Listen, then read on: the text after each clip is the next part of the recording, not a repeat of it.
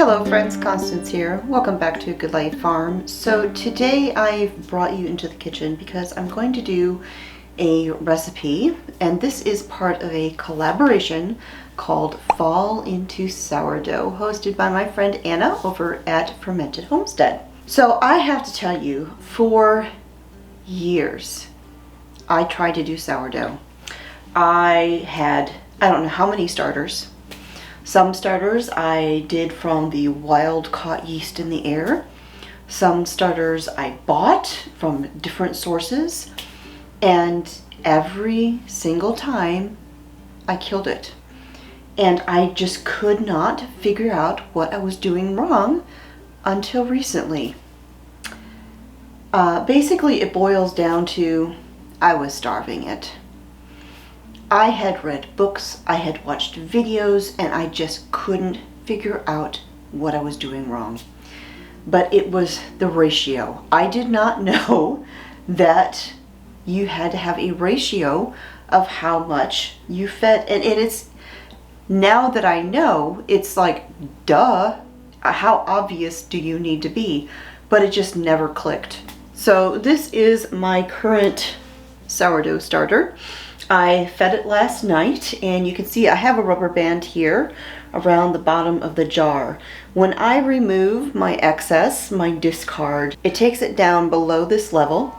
I add in my extra flour and water, mix it up real good, which brings it up to here, and then I can see that it has risen, and overnight it actually rose up about this high and has settled back down to about here right now. So in case you've also been struggling with sourdough and you are a sourdough murderer like I was, when you have your starter that's in the jar, the amount of water and flour that you add to it should be equal in volume to what you already had in there. So when I remove my excess starter, my discard, my volume is half of this amount. And I'm going to add enough flour and water to bring it up to double its volume to this level. And I also want to make sure that it is like a thick pancake batter. So that is what you end up with. And since I figured that out, I have kept my sourdough alive. My sourdough saga has been redeemed, and I've been able to put this in the refrigerator to be dormant. I've revived it multiple times, and we now have sourdough regularly here at A Good Life Farm. I've had lots of people ask me what it was I was doing wrong all this time so that maybe they could figure it out. And that's what it was. And I knew it had to be something easy. And it was. So today I am going to use the discard that I took out last night and stuck in my refrigerator to make some sourdough biscuits. Alright friends, so the first thing that I'm going to do is I'm going to measure out 1 cup of unbleached all-purpose flour. And for this recipe, you do want to be very gentle with the way that you measure it. You don't want to just scoop down in there because it could pack the flour in and give you more than you are supposed to have. Sourdough, a lot of times people will weigh out their ingredients. So I'm just going to spoon this in. Try not to make too much of a mess. And then once we get to where we have a little bit of excess, we will just sweep it off the top.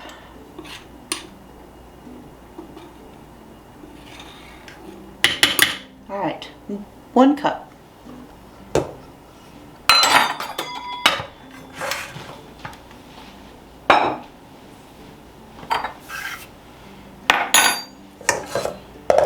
And to this, we're going to add 1 tablespoon of baking powder.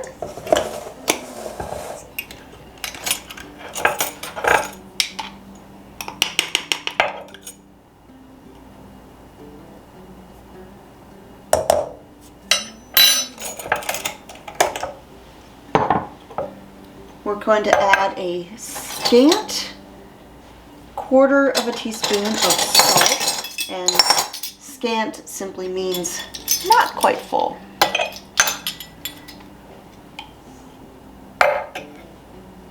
So I leveled that off and I'm just gonna shake a touch out.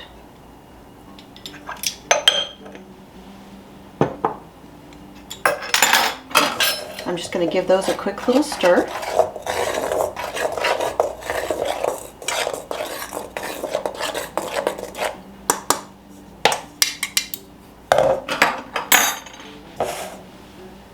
Let's bring you down so you can see what we're doing here. So now I'm going to need 1/4 of a cup or 1/2 of a stick of unsalted cold butter. Go ahead and cut that right in half. And I'm going to take this butter and I'm going to cut it into thin slices. It doesn't have to be perfect, but just want to get it kind of thin, because that'll make the next step a little bit easier. And drop that down into the flour mixture as you go.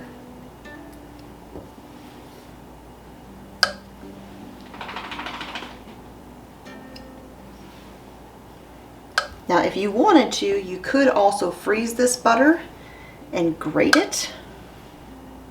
That's another option. I know many people do that when they're making biscuits.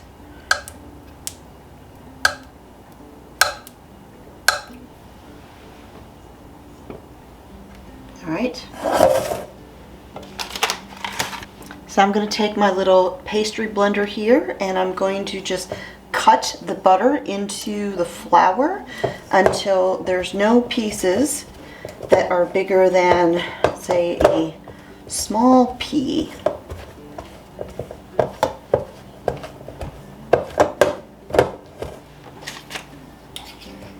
And at first the butter will stick to your pastry blender a little bit, so you just have to kind of scrape it off.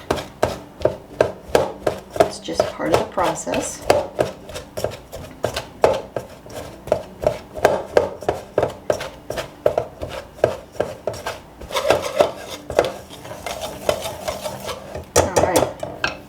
Looks good.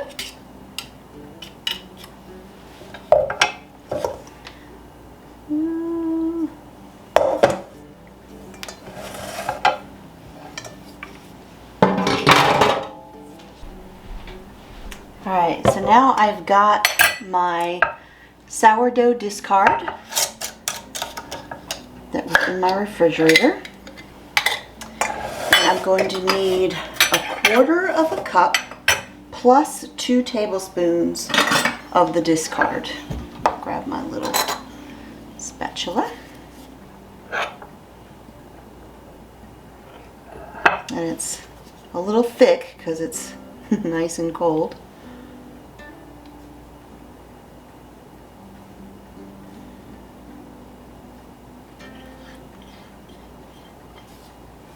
And then this one is actually a 2 tablespoon measuring scoop.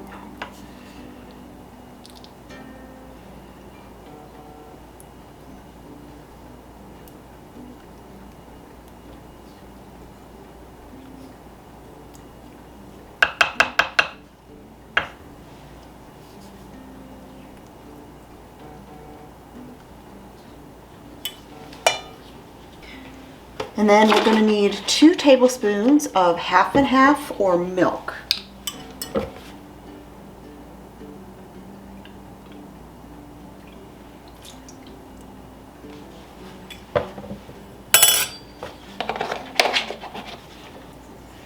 And we're going to stir this all together.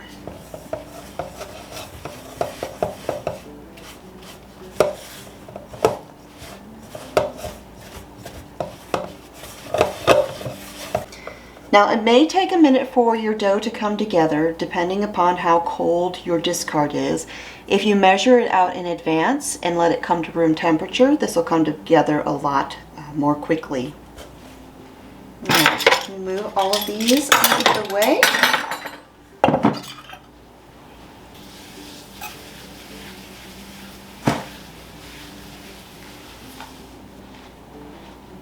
Alright, so now I'm just going to take a tiny bit of oil. I'm going to rub it on my hands. I'm just going to rub it on my surface here so that we're not adding a whole bunch more flour to our dough to get it to not stick to the surface. You don't want to add any more dough or any more flour than we've already used. Okay, so I'm going to grab my dough here and I'm just going to knead it a couple of times just to get it to come together real good. I'm going to press it down nice and flat.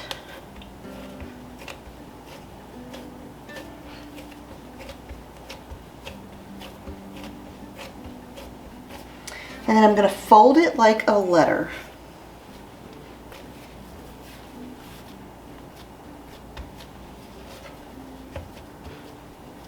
I'm going to grab my rolling pin.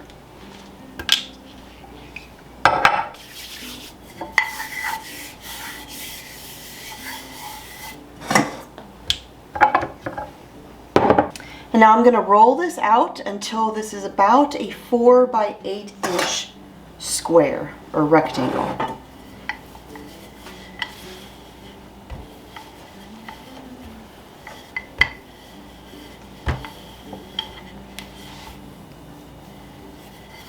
You want this to be just shy of about 3/4 of an inch thick.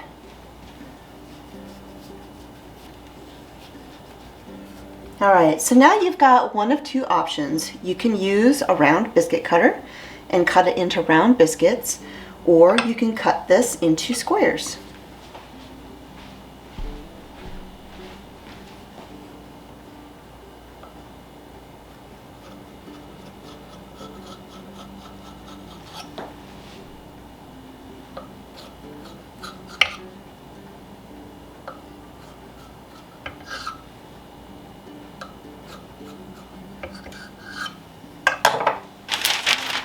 Now I'm going to grab this sheet of parchment paper. You want parchment paper or some wax paper.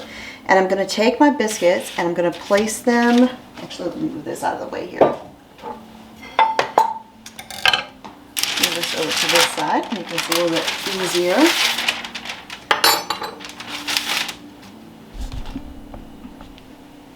I'm going to take all of our biscuits and we're going to wrap them up in this parchment paper and we're going to stick them in the freezer for just a few minutes while we heat up our oven and a skillet.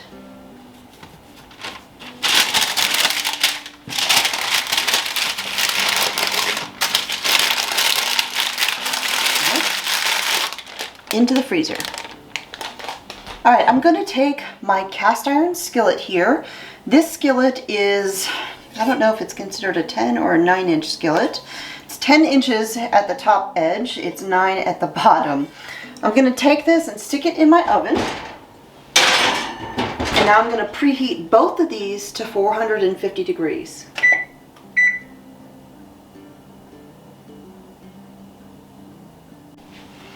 And while those are heating up, I'm going to grab a little bit of butter, about a tablespoon or so, and I'm just going to stick it in a small skillet and let it sit here on my stove eye that is the vent so that that butter can melt for later on.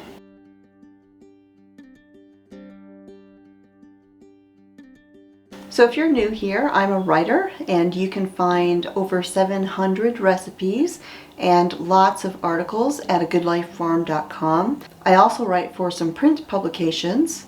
And my husband and I planted roots here after 25 years of active duty Army life and living everywhere from Europe to Alaska. We have 3 grown children and a grandbaby. And here on the channel I share homesteading, home cooking, back to basics, and faith.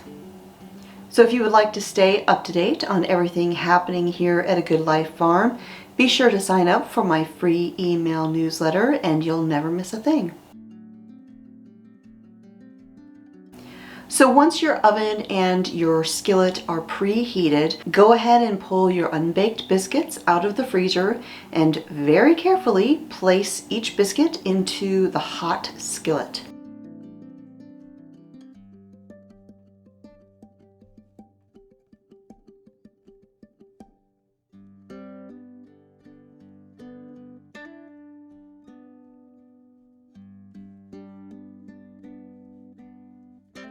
You're going to put those in your oven and bake them for 12 to 14 minutes or until they are just barely golden on top. Once they come out, you're going to go ahead and brush them with the melted butter.